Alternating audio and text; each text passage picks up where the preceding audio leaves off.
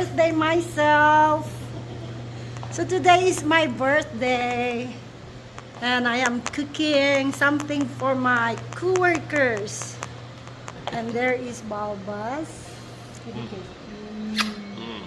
Okay, come on. So ayan guys. Ako po ay nagluluto ng palabok. Ano pa? Lechon na kunting lechon. Tapos, pasensya na. Wala pa po kung suklay-suklay. Ayan siya. Tapos, bola-bola. Gumawa rin ako ng bola-bola. Ayan. Tapos, ano pa ba? Yun, palabok. So, tignan natin yung aking linuluto. Ayan. Happy 53rd birthday to me.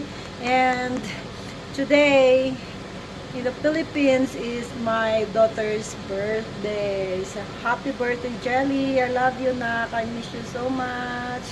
Ayan, ito yung linuluto ni Mama. Handa natin. Look at this. So, ayan. Meron tayong lechon. Ayan, so ipagpatuloy lang natin. Kailangan nakaset siya sa 340 muna. Okay, then that's it. Okay, dito naman tayo sa palabok. Ayan. Nagbo-boil na ako ng gulay. Ay, ng noodles pala. Sorry. Ayan, noodles yan. Palabok noodles. Antayin lang natin maghiwa-hiwalay. Ay, di ko pa pala naiset yung timer niya, guys. Kailang 15 minutes. Siguro nasa 2 minutes na yun. 13 na lang. Okay, ito yung sauce ng ating palabok. So, gawa ko lang po ito kasi naubusan na ako ng palabok mix. Wala nang mabili. Kaya, gumawa na ako ng sarili kong palabok sauce. So, ayan, ginisa ko lang po siya sa bawang at saka spring onion. Meron na siyang shrimp. At syempre, ang sikreto dyan guys, yung flavor ng ating dried shrimp na aking blender. Ayan, maglagay din tayo ng Knorr cubes. Kung merong shrimp flavor, mas maganda. Pero, dinagdagan ko siya ng chicken flavor. At syempre, meron siyang konting paminta na powder. Ano pa ba yung pinaglalagay ko? Yun lang po. Tsaka, cornstarch at flour pampalapot. Ayan. So, lutuin lang natin ng konti pa para maglapot pa kasi runny pa siya. Kasi mamaya naman pag ito is na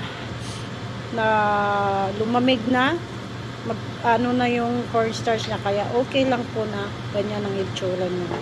Pero magdadagdag pa po tayo ng konti. Shake lang natin yan mamaya. Ayan. So, ganito po yung technique ng ng itlog, guys. Ayan. Tapon mo lang yung tubig niya.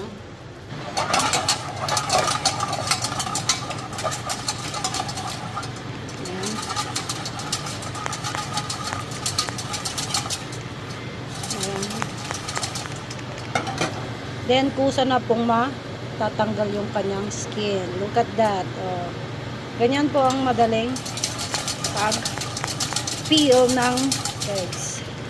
Ayan, look at that. Oh. Kusa na siyang natanggal. Oh, di ba? Oh, shake, shake, shake, shake. Oh. Ayan.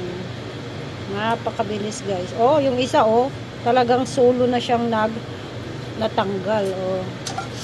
That's the way you peel the eggs if you are in hurry. Oh. Tinidor. Ayan, 15 minutes lang to guys. May 10 minutes pa para maluto siya. Then, tsaka nyo siya huhugasan sa malamig na tubig and i-strainer nyo siya. Patutuyuin nyo siya ng konti para hindi po magtubig yung ating palabok. perfect naman na yung lasa niya. Ayan.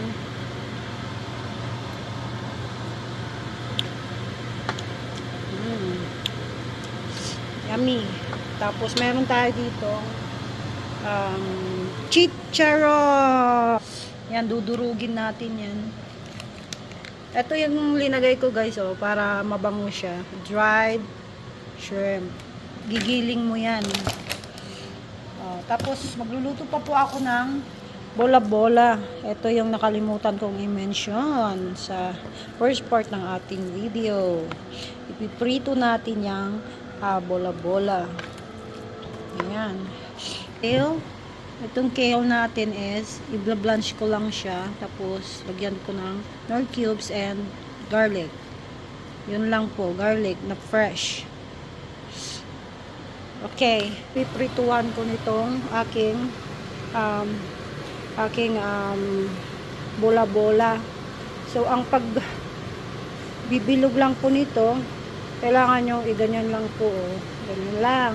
Oh, bilog na siya. Then, drop it. Oh, diba?